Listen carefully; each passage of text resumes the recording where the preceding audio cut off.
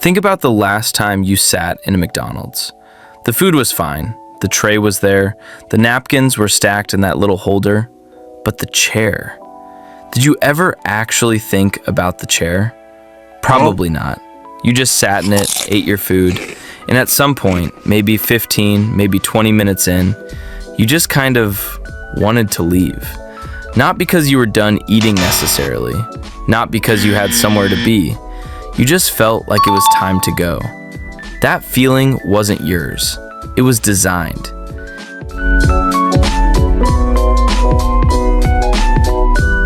Here's what's actually happening when you sit in a fast food seat. The backrest is deliberately too straight. Not slightly upright, aggressively upright. Your spine doesn't get the curve it wants. Your lower back starts talking to you within minutes. The seat itself is hard. Not firm, hard. There's no give, no softening of pressure points.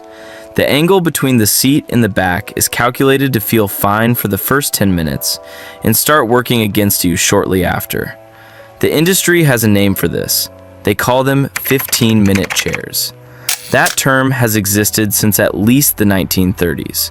Designers have been building furniture specifically to expire, to become uncomfortable at a predetermined point for nearly 100 years.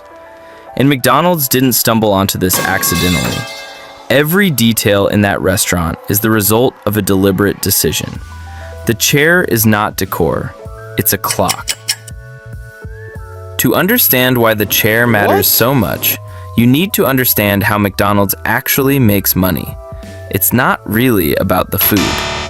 McDonald's profit model is built on throughput, how many customers move through a location per hour.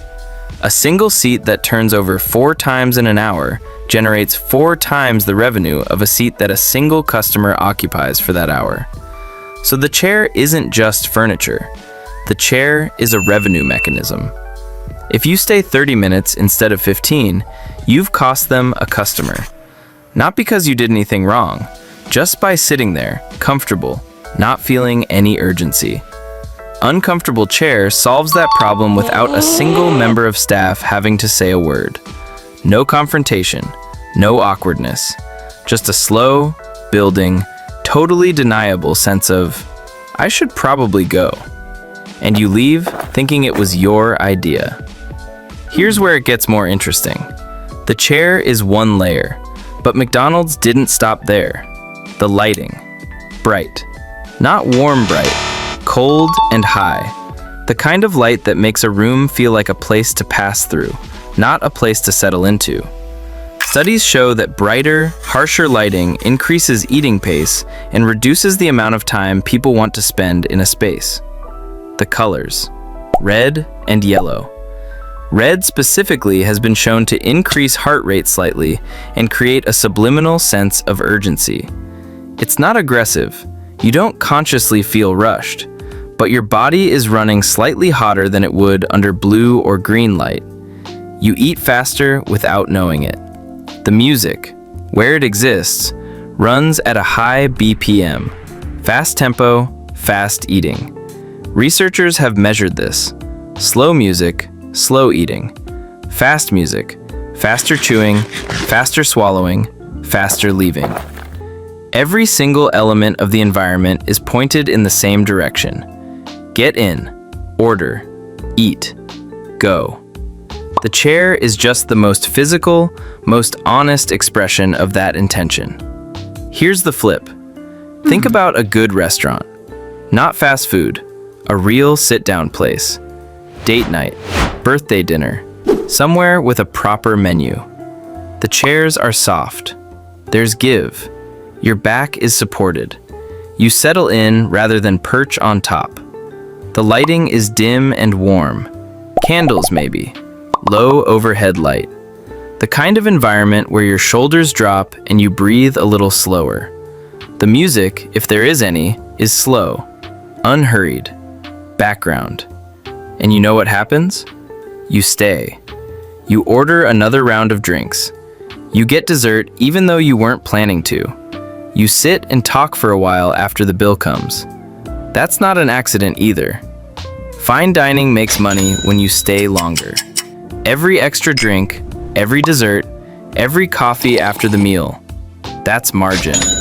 The longer you sit, the more you spend. So the comfortable chair isn't generosity. It's the same calculation as the McDonald's chair, just flipped. Same psychology, opposite goal. Both optimized for exactly one thing: your money. McDonald's has actually been quietly redesigning some of its locations. In newer stores, particularly in Europe, you'll find softer seating, more lounge-style areas, less plastic, more upholstered surfaces. The lighting is warmer, and the reason for that isn't that McDonald's suddenly became concerned with your comfort. It's that the customer behavior they're optimizing for changed.